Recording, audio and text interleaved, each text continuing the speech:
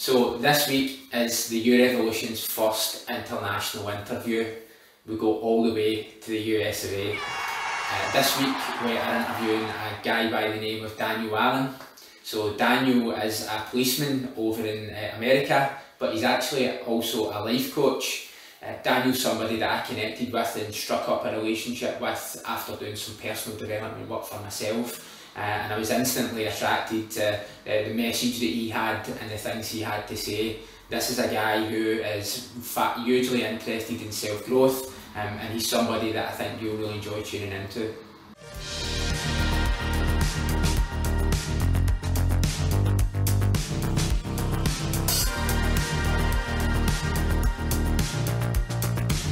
When we started our chat with Daniel, he spoke about being a proud father and delving into business and entrepreneurship to provide the best for his family. He was also a talented American football player, close to making it in the NFL. But it was in his own self-growth and coaching others to improve themselves that Daniel really thrived the most. However, being a church elder and having a strong Christian faith, Daniel initially held back on his dreams of going down a business path until he got a sign to proceed. And I started to think about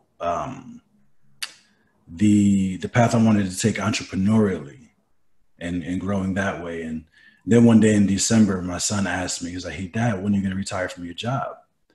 And I was like, "Well, if I retire, who's going to make money? How are we going to eat?" He's like, "Oh, well, you can do your business from home."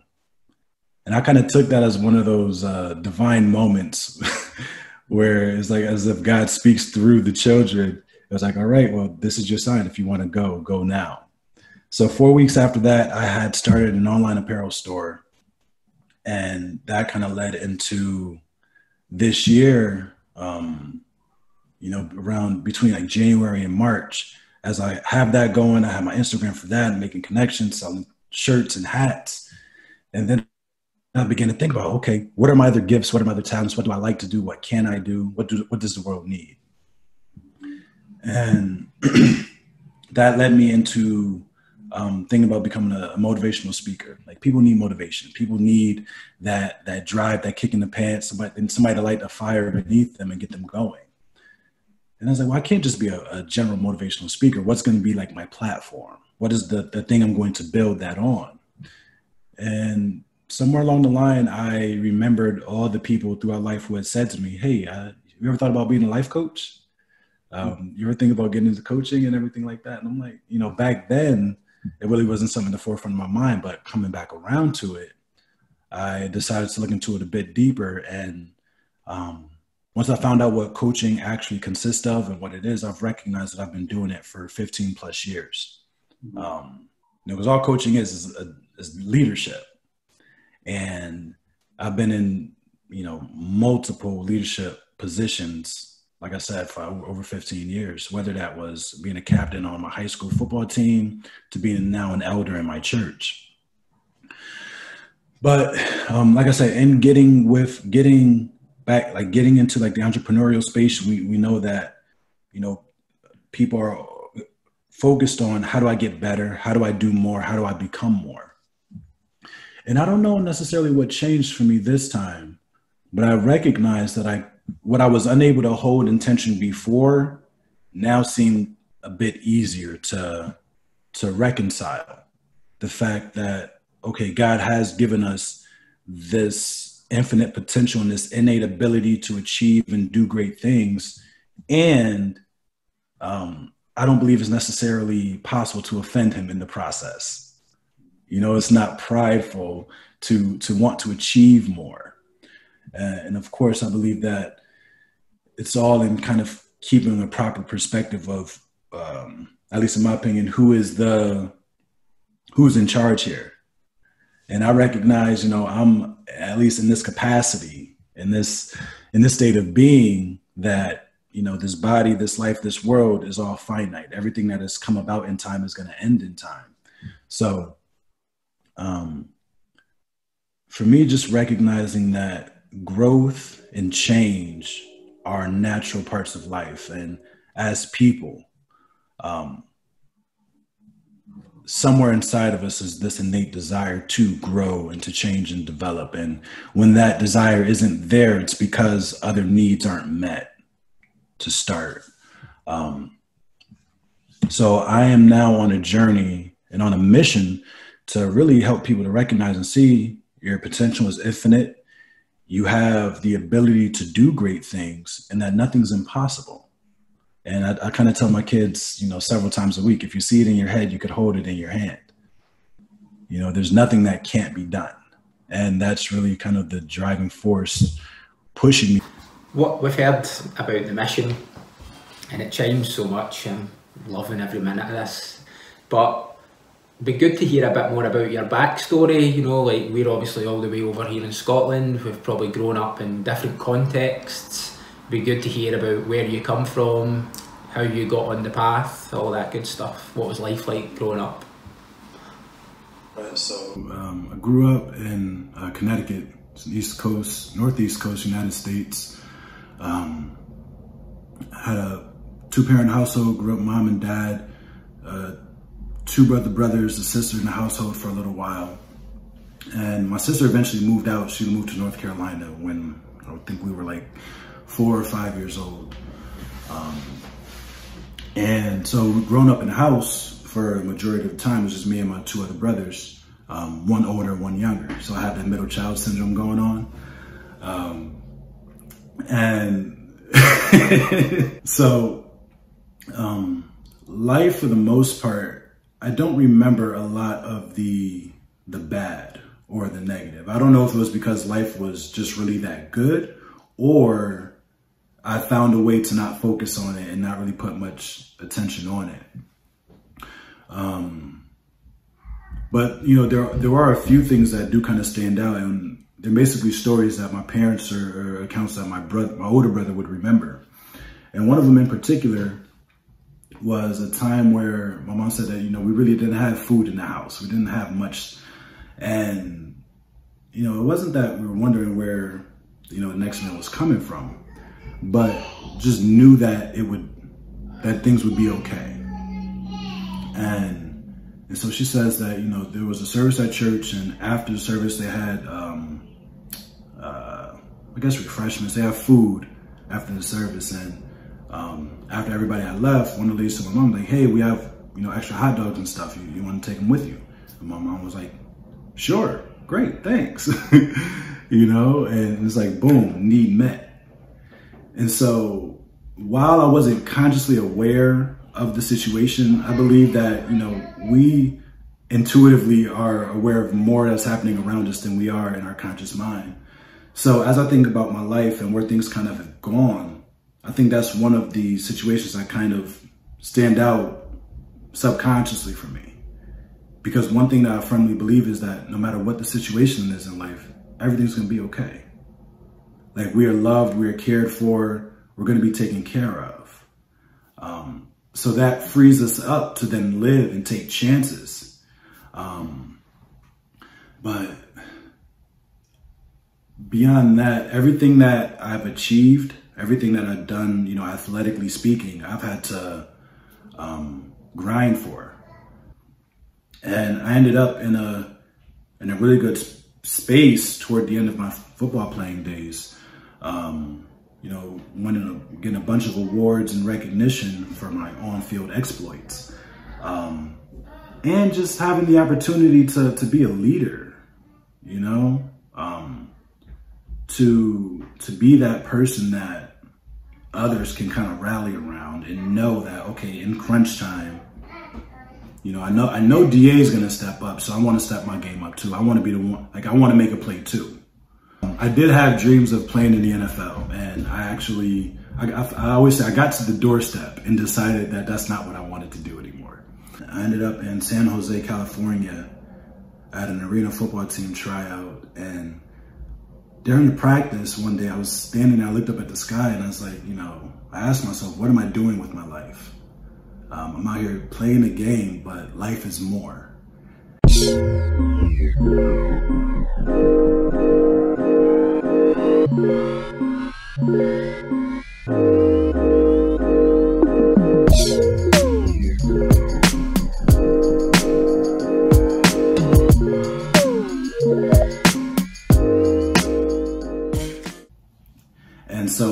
6 months later, another PD calls, and you know, we just move forward from there. Long story short, I end up getting hired off the first test I ever take, not really intending to do this with my life.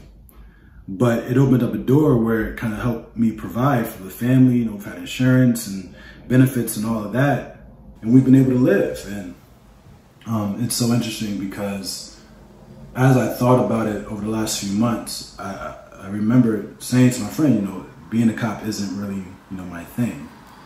And even after 6, almost 7 years, it's still not my thing. I mean, I do it and I do it well, but that's because I'm interacting with people and I'm a people person. But I recognize that it's the times when I'm involved in deep transformative conversations with people. It's when I feel most alive. When I'm engaging with people who are at their lowest and they're saying, you know, I want to change, I don't know how, I know I shouldn't be doing this, I know I should be doing that. It's in those moments where I get to really be me, you know? And one significant moment that stands out is a young man, probably about 15 years old, had attempted to jump off of an overpass to, you know, traffic down below and kill himself. And somebody had stopped him. We get there and he was sitting down on the ground, handcuffed, and just really looking sad. And there was a few of us on scene. So I went over and sat down next to him on the ground and just started chatting it up with him, like just trying to get inside of his mind, see what was going on. His grandmother had kicked him out of their house. He had lost his job. His girlfriend had broken up with him, so he kind of felt like there was nothing left to live for. But just kind of being present and in that moment and there to say, this doesn't have to be the end. This isn't it, unless you want it to be it. But there is more to life than this. You know, I told him, like, you only quit. Like, life is only done when you give up. But as long as you keep that fight, as long as you maintain a spirit of, I can do it, I can overcome this, then you will. Now, I don't know what happened to him afterwards. This is probably going back 3-4 years now. But it's times like that where, again, I feel most in my element. And so moving into this coaching space and this space of speaking and motivating and inspiring people, it's where I get to be truly me all of the time. Not that I'm not myself on my job, but there are certain elements that just don't jive with who I am and my personality and my life philosophy. But again, I do the job, I do it well, and I do it with integrity until the day I retire. And growing the coaching practice, growing the speaking and the writing, and just that influence, I feel that I can better serve the world in that arena with all of my gifts all of the time. Yeah, Daniel, you're in a very unique position where you're in a job where you're coming into contact with people who are struggling in life. They've maybe fallen into crime and gone down the wrong path. And you've obviously got great tools where you can benefit them, just like that guy. You can pass on the advice. Do you see some kind of common themes between these people you come across where they've got particular traits or a particular mindset that's maybe holding them back, that you think they could get a bit of direction from someone like you? Yeah, I would say that the common trait is,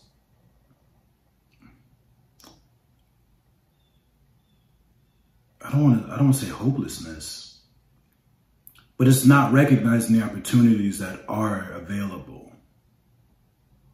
You know, not many people can see above the situation that they're in. When we're living in stress, you know, our body has like this physiological response that causes us to live and to act in certain ways. And for some of us, stress only happens when certain things collapse or when something is out of order. For other people, their entire life is lived under that stressful state. So they're not necessarily thinking with the same clarity that we would expect them to. And their expectations of life are just significantly lower. So the theme that I find myself constantly repeating again is that, you know, there is more than just what is right now for you. That within yourself, there's a power that if you unlock it will change everything for you, but you have to be willing to do that work necessary. Yeah, it really just starts with believing that there's more and that it's possible to achieve it.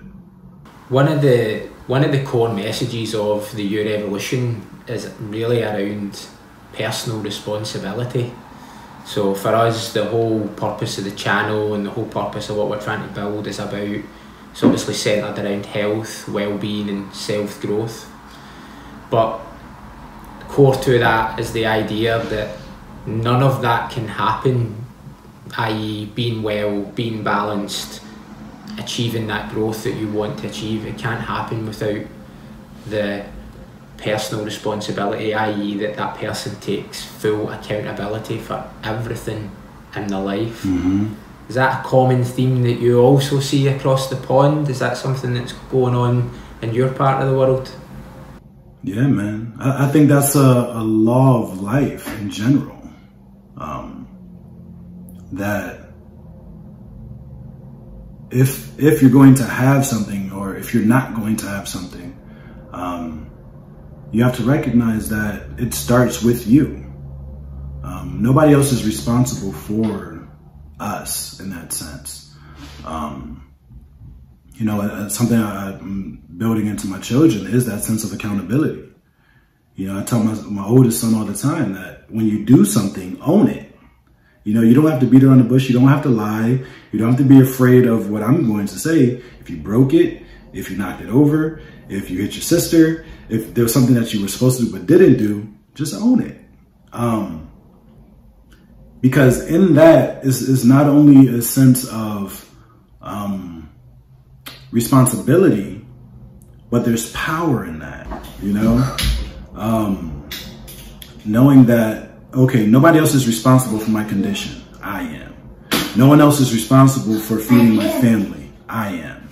No one else is going to make X, Y, and Z happen for me. I have to make it happen. You know? And so that's, yeah, that is a common theme over here that I want to help more people live into. That, again, you have this power inside of you. And if you tap into it, if you unlock it, your entire world will change. If you stop waiting for somebody else to open up a door, if you stop waiting for somebody else to bring along an opportunity and you create the opportunity, your entire life would look so much different. Yeah, and you're obviously a proud dad of 4 and a really good role model for children. What are maybe 2 or 3 of the key teachings that you try and instill in your kids? First one is that accountability. The second thing I would say is a sense of love for life and people. And I'll say that sense of greatness that's inside of them, that they can do anything. You know, I actually tell them every night that I come in from work, they're usually sleeping, but I'll kiss them and whisper in their ear. I'll tell them, like, you know, God made you and there's greatness in you.